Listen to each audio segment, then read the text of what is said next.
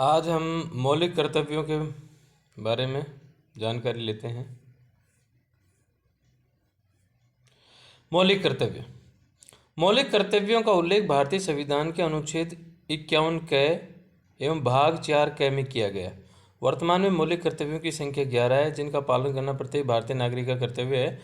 मौलिक कर्तव्यों में उन समस्त बातों को जोड़ा गया है जिसमें राष्ट्र की भावना एवं संप्रभुता को बढ़ावा दिया जाता है।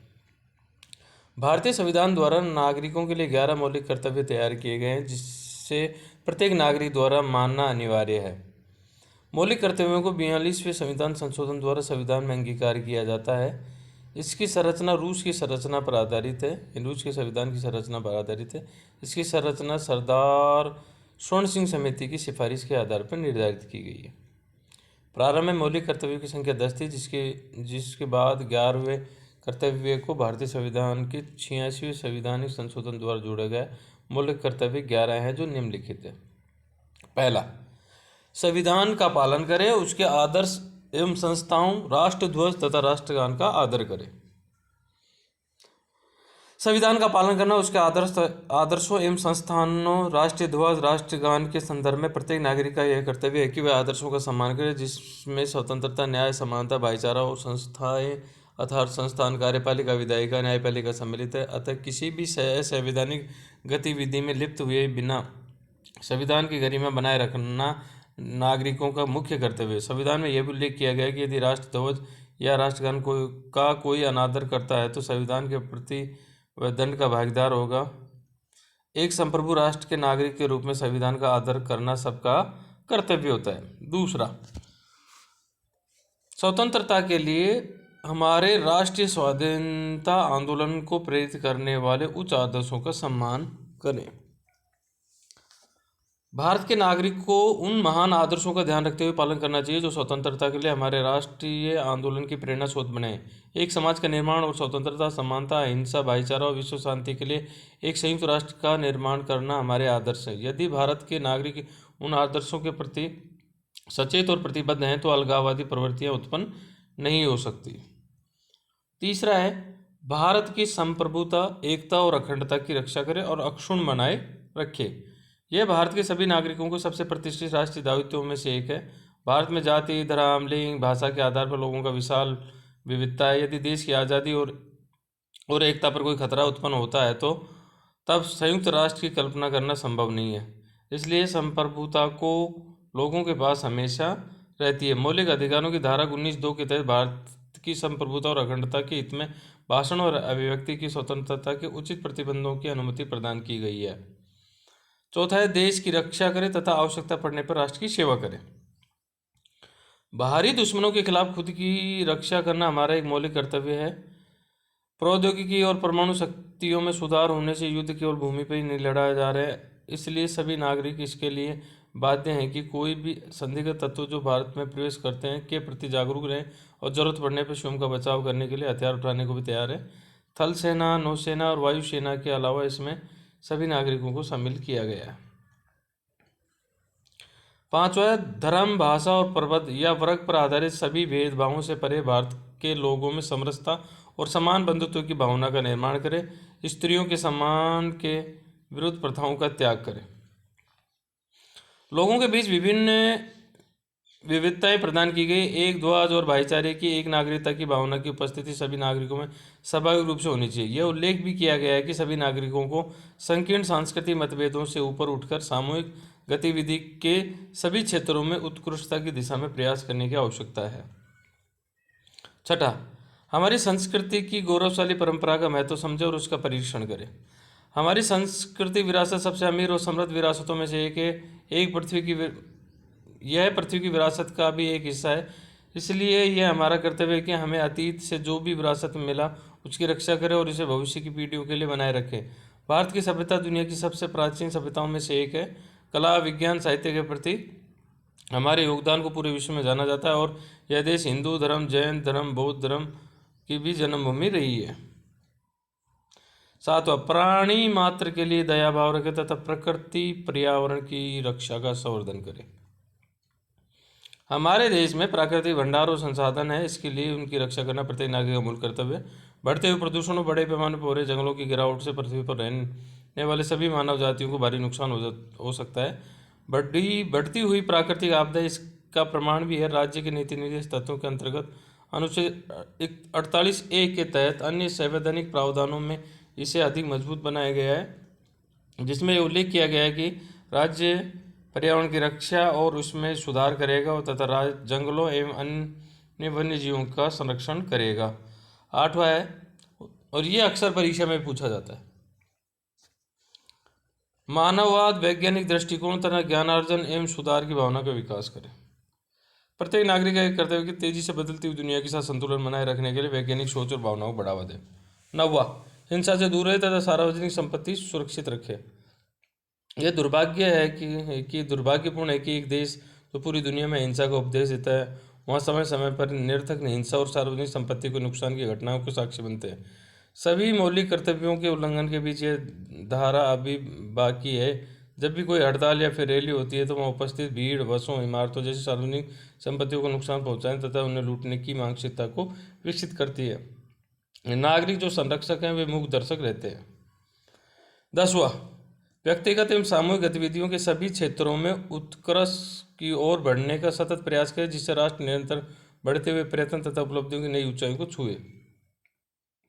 एक जिम्मेदार नागरिक होने के रूप में हम जो भी कार्य अपने हाथों में ले रहे हैं, उत्कृष्ट लक्ष्य को प्राप्त करने की दिशा में आगे बढ़ना चाहिए, जिससे हमारा देश निरंतर उपलब्धियों के शीर्ष स्तर तक पहुंच सके।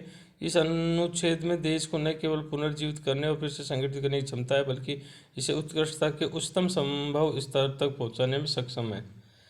और लास्ट 11वां, ये बाद में जुड़ा था 86वें संविधान संशोधन के द्वारा, प्रत्येक 6 से 14 वर्ष के बच्चों के लिए प्राथमिक शिक्षा प्रदान करना। यह राष्ट्रीय आयोग की सिफारिश थी कि 6 से 14 साल की उम्र के बीच के बच्चों को कानूनी रूप से मुफ्त और अनिवार्य शिक्षा प्रदान करने के लिए संविधान की कार्यप्रणाली की समीक्षा हो।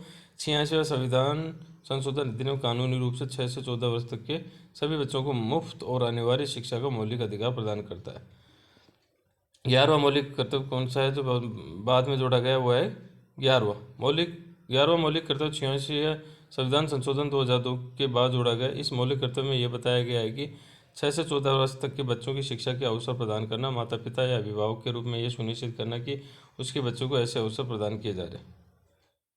मौलिक कर्तव्य भारतीय संविधान में कब जोड़े, तो ये बताया है कि मौलिक कर्तव्य भारतीय संविधान के भाग 4 क में लिखित हैं। सरदार स्वर्ण सिंह समिति के अनुशंसा पर 42 संविधान संशोधन 1976 द्वारा इसमें 10 मूल कर्तव्यों को जोड़ा गया। हाल ही में भारत के मुख्य न्यायाधीश ने कहा कि संविधान में मौलिक कर्तव्य केवल पांडित्य या तकनीकी उद्देश्य पूर्ति के लिए नहीं है, बल्कि उन्हें सामाजिक परिवर्तन की कुंजी के रूप में शामिल किया गया। अब मौलिक कर्तव्यों का प्रावधान देखिए। मौलिक कर्तव्यों का विचार रूस के संविधान से तत्कालीन सोवियत संघ से प्रेरित था, क्योंकि 1991 में सोवियत संघ टूट चुका है। इन्हें 42वें संविधान संशोधन अधिनियम 1976 द्वारा स्वर्ण सिंह समिति की सिफारिश पर संविधान के भाग 4 ए या क में शामिल किया गया। मूल रूप से मौलिक कर्तव्यों की संख्या 10 थी। बाद में 86वें संशोधन अधिनियम 2002 के माध्यम से एक और कर्तव्य जोड़ा गया। सभी 11 कर्तव्य संविधान के अनुच्छेद 51A भाग 4A में सूचीबद्ध है। राज्य के नीति निर्देश सिद्धांतों की तरह मौलिक कर्तव्य भी प्रकृति में गैर न्यायिक है। यह हमने अभी पढ़ा था, देखिए, जिसमें ये इम्पोर्टेंट 8वें नंबर का है। वैज्ञानिक दृष्टिकोण से मानववाद और ज्ञानार्जन तथा सुधार की भावना का विकास करे। और ये भी 7वें नंबर का है। प्राकृतिक पर्यावरण, जिसके अंतर्गत वन, झील, नदी, वन्य जीव आते की रक्षा को संवर्धन करे, प्राणी मात्र के लिए दया भाव रखे।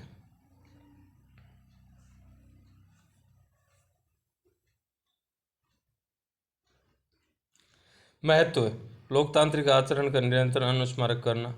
मौलिक कर्तव्यों का उद्देश्य प्रत्येक नागरिक को निरंतर अनुस्मारक के रूप में यह बताना है कि मौलिक संविधान में विशेष रूप से उन्हें मौलिक अधिकार प्रदान किए गए, लेकिन नागरिकों के लोकतांत्रिक आचरण और लोकतांत्रिक व्यवहार के बुनियादी मानदंडों का पालन करने की भी आवश्यकता है।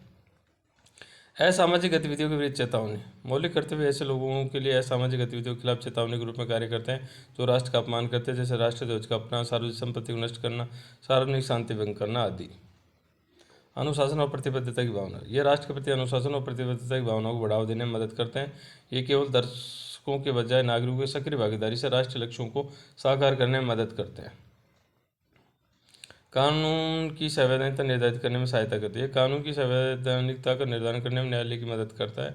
उदाहरण के लिए विधायिका द्वारा पारित कोई कानून जब संवैधानिकता जांच के लिए न्यायालय में जाता है, उसमें मौलिक कर्तव्य के घटक निहित होते हैं। ऐसे कानून को उचित माना जाएगा।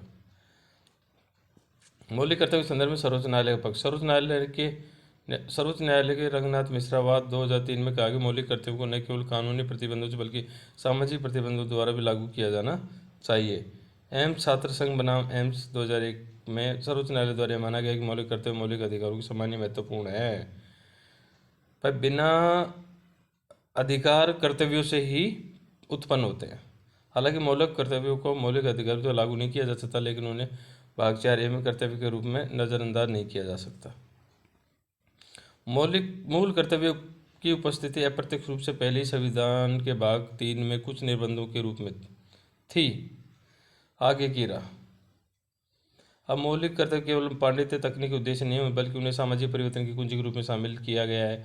समाज में सार्थक योगदान के लिए नागरिकों को पहले संविधान और उसके अंगों को समझना होगा, जिसके लिए जन व्यवस्था और बारीक शक्तियों और सीमाओं को समझना अनिवार्य है।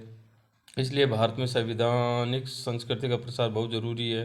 प्रत्येक नागरिक को भारतीय लोकतंत्र में सार्थक हितधारक होने और संवैधानिक दर्शन को उनकी वास्तविक भावना में आत्मसात करने का प्रयास करने की आवश्यकता है। मौलिक कर्तव्यों के उचित संवेदीकरण, पूर्ण संचालन, परिवर्तनीयता के लिए एक समान नीति की आवश्यकता है जो नागरिकों को जिम्मेदार होने में काफ़ी मदद करती है। ये प्रश्न देखिए अब, भारत की संप्रभुता, एकता और अखंडता की रक्षा और उसे अक्षुण्ण रखना किसके तहत उल्लेखित प्रावधान है? तो देखिए, संविधान की प्रस्तावना में ऐसा नहीं है, राज्य के नीति निर्देश तत्व में नहीं है, मौलिक अधिकार नहीं, मौलिक कर्तव्यों में है। और ये मौलिक कर्तव्य आपके सामने दिखा देता हूँ मैं आपके। ये देखिए, तीसरा नंबर, भारत की संप्रभुता, एकता और अखंडता की रक्षा करे और उसे अक्षुण्ण रखे। अगला, इसकी व्याख्या देख लेते हैं। स्वर्ण सिंह समिति पर 42वें संविधान संशोधन द्वारा मौलिक कर्तव्यों को संविधान में जोड़ा गया और भारत की संप्रभुता, एकता और अखंडता को बनाए रखने उसकी रक्षा करने के लिए भारतीय संविधान के अनुच्छेद A(c) के तहत मौलिक कर्तव्यों में निहित है। अगला प्रश्न देखिए, निम्नलिखित में से कौन सा कथन भारतीय नागरिकों के मौलिक कर्तव्यों के बारे में सही है? इन कर्तव्यों को लागू करने के लिए विधायी प्रक्रिया प्रदान की गई है। वे कानूनी कर्तव्यों से संबंधित है। केवल एक, केवल दो, एक, दो, दो, न तो एक नहीं दो। तो ये न तो एक और नहीं दो। अब एक प्रश्न है, एक लोकतंत्र को तभी सफल और जीवंत माना जाता है जब उसके नागरिक शासन में सक्रिय भाग लेने और देश के सर्वोत्तम हित के लिए जिम्मेदारियां संभालने हेतु तैयार हो। कथन के आलोक में मौलिक कर्तव्यों को महत्व रेखांकित करिए। भूमिका, मौलिक कर्तव्य क्या है, इसका पालन क्यों अपेक्षित है? निष्कर्ष, नागरिकता से आज से किसी व्यक्ति की वह वैधानिक स्थिति जिसके कारण वह राजनीतिक रूप से संगठित समाज की सदस्यता प्राप्त कर विभिन्न राजनीतिक सामाजिक अधिकार प्राप्त करता है। जब व्यक्ति को राज्य की नागरिकता प्राप्त हो जाती है तो उसके बेहतर निर्वहन के लिए मौलिक अधिकारों की आवश्यकता होती है। वहीं राज्य नागरिकों से अपेक्षा करता है कि व्यवस्था को सुचारू रूप से संचालित करने के लिए मौलिक कर्तव्यों का भी निर्वहन करे। भारत में प्राचीन काल से भारत में कर्तव्यों के निर्वहन की परंपरा का महत्व रहा है और व्यक्ति के कर्तव्यों पर जोर दिया जाता है। भगवत गीता में भगवान श्री कृष्ण ने कहा, व्यक्ति को फल की अपेक्षा के बिना अपने कर्तव्यों का निर्वहन करना चाहिए। गांधी जी का विचार था कि हमारे अधिकारों का सही स्रोत हमारे कर्तव्य होते हैं। यदि हम अपने कर्तव्यों को सही ढंग से निर्वहन करें तो हमें अधिकार मांगने की आवश्यकता नहीं होगी। भारतीय संविधान के नागरिकों के अधिकार कर्तव्यों का संतुलन करता है। भारतीय संविधान के भाग 4A 42 संशोधन अधिनियम 1976 के माध्यम से मौलिक कर्तव्यों को जोड़ा गया। संविधान में अनुच्छेद 51A तहत वर्णित 11 मौलिक कर्तव्य, जिनमें से 10 को तो 42 संशोधन के माध्यम से जोड़ा गया और 11वां कर्तव्य को 2002 में 86वें संविधान संशोधन के जरिए संविधान में शामिल किया गया। भारतीय संविधान में मौलिक कर्तव्यों की अवधारणा तत्कालीन USSR से प्रेरित है। विशेषताएं, मौलिक कर्तव्यों के तहत नैतिक, नागरिक दोनों ही प्रकार के कर्तव्य शामिल किए गए। जैसे स्वतंत्रता के लिए हमारे राष्ट्रीय संघर्ष को प्रेरित करने वाले महान आदर्शों का पालन करना एक नैतिक कर्तव्य, जबकि संविधान का पालन करना, उसके आदर्श संस्थाओं, राष्ट्रध्वज, राष्ट्रीय गान का आदर करना एक नागरिक कर्तव्य है। गौरतलब है कि मौलिक अधिकार भारतीय नागरिकों के साथ विदेशी नागरिकों को प्राप्त होते हैं। परंतु मौलिक कर्तव्य केवल भारतीय नागरिकों पर लागू होते हैं। संविधान के अनुसार मौलिक कर्तव्य गैर परिवर्तनीय होते हैं। इसके अतिरिक्त संविधान के तहत उल्लेखित मौलिक कर्तव्य भारतीय परंपरा, पौराणिक कथाओं, धर्म एवं पद्धतियों से भी संबंधित हैं। महत्व। गौरतलब है कि दुनिया भर में कई देशों ने जिम्मेदार नागरिकता के सिद्धांत को मूर्त रूप में बदलने का कार्य किया। उदाहरण के लिए अमेरिका द्वारा अपने नागरिकों सिटीजन्स अलमाइक नाम से एक दस्तावेज जारी किया जाता है, जिसमें सभी नागरिकों के कर्तव्यों का विवरण दिया जाता है। इसका एक अन्य उदाहरण सिंगापुर भी है, जिसके विकास की कहानी नागरिकों द्वारा कर्तव्य के पालन से शुरू होती है। नतीजन सिंगापुर ने कम समय में स्वयं को एक अलग विकसित राष्ट्र में बदल दिया। मौलिक कर्तव्य देश के नागरिकों के लिए एक प्रकार से सचेतक का कार्य करता है। गौरतलब है कि नागरिकों को अपने देश के और अन्य नागरिकों के प्रति उनके कर्तव्यों के बारे में ज्ञात होना चाहिए। ये असामाजिक गतिविधियां जैसे झंडा जलाना, सार्वजनिक संपत्ति को नष्ट करना एवं सार्वजनिक शांति को भंग करना आदि के विरुद्ध लोगों के लिए एक चेतावनी के रूप में कार्य करते हैं।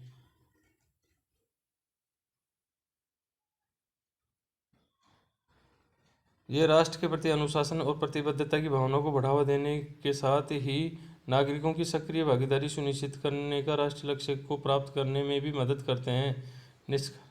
निष्कर्षतः गैर परिवर्तनीय होने के बावजूद भी मौलिक कर्तव्य की अवधारणा भारत जैसे लोकतांत्रिक राष्ट्रों के लिए महत्वपूर्ण है। निसंदेह एक लोकतंत्र को तब तक जीवित नहीं कहा जा सकता जब तक उसके नागरिक शासन में सक्रिय भाग लेने और देश के सर्वोत्तम हित के लिए जिम्मेदारियां संभालने हेतु तैयार न हो। इसी के साथ हमारा जो ये टॉपिक था मौलिक कर्तव्य का, ये पूर्ण होता है। धन्यवाद।